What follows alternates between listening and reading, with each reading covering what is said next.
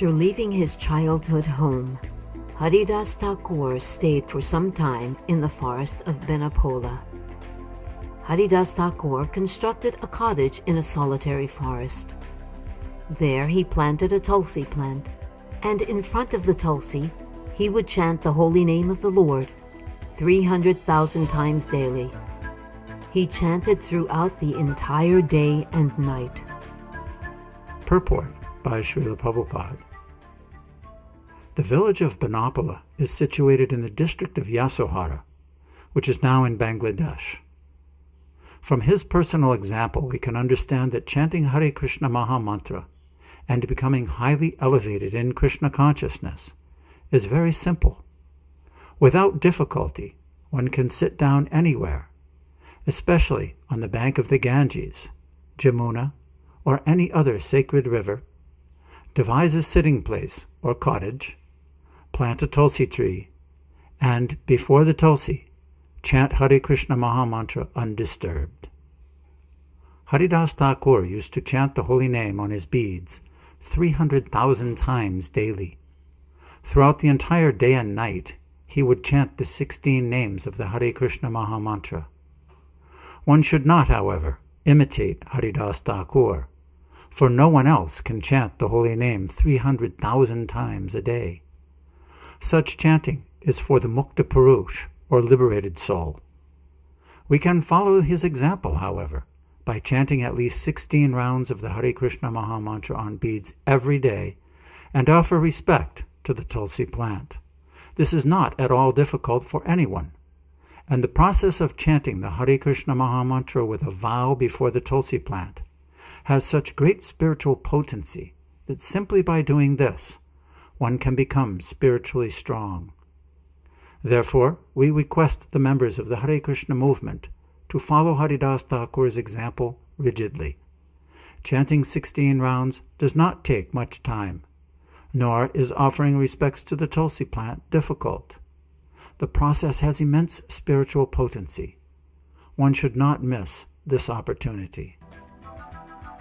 For his bodily maintenance, he would go to a Brahmana's house and beg some food. He was spiritually so influential that all the neighboring people worshipped him. Purport by Srila Prabhupada. In the days of Haridas Thakur, all the Brahmins worshipped Narayan in the form of Shalagram Shila. Therefore, begging from a Brahmin's house meant taking Krishna Prasadam, which is transcendental. If we take food from the houses of others, such as karmis, we shall have to share the qualities of those from whom we take alms. Therefore, Sri Chaitanya Mahaprabhu took prasadam in the houses of Vaishnavas. This is the general process. The members of the Krishna consciousness movement are advised not to take food from anywhere but a Vaishnav's or Brahmin's house, where deity worship is performed. A landholder named Ramachandra Khan was the zamindar of that district.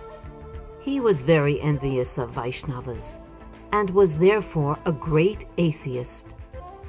Unable to tolerate that such respect was being offered to Haridas Thakur, Ramachandra Khan planned in various ways to dishonor him. By no means could he find any fault in the character of Haridas Thakur.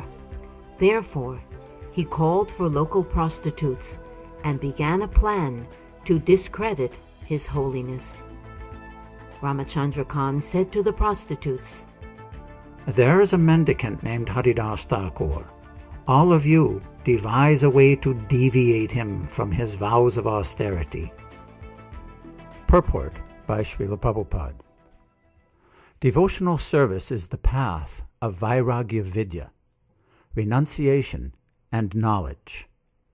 Haridas Thakur was following this path, but Ramachandra Khan planned to induce him to break his vows.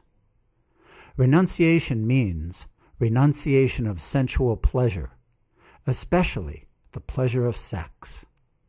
Therefore, a brahmachari, sannyasi, or vanaprast is strictly prohibited from having relationships with women. Haridas Thakur was strictly renounced, and thus Ramachandra Khan called for prostitutes, because prostitutes know how to break a man's vow of celibacy by their feminine influence, and thus pollute a mendicant or a person engaged in devotional life. It was impossible for Ramachandra Khan to induce any other woman to break Haridas Thakur's vow, and therefore he called for prostitutes. Free mingling with women has never been possible in India, but for one who wanted to associate with society girls, they were available in the district of prostitutes. There were prostitutes in human society even during Lord Krishna's time, for it is said that the prostitutes of Dwarka city came forth to receive the Lord. Although they were prostitutes, they were also devotees of Krishna.